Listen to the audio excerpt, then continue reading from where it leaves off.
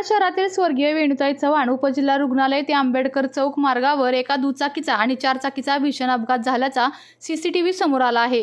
या अपघातात दुचाकीवरील दोन्ही युवती खाली कोसळल्यानंतर त्यांच्या अंगावरून बुलेरो गाडी गेल्याचे दिसत आहे। घटनास्थळावर नागरिकांनी मोठी गर्दी केली असून दोन्ही युवती गंभीर जखमी झाल्या असून त्यांच्यावर कृष्णा हॉस्पिटल येथे उपचार सुरू आहेत।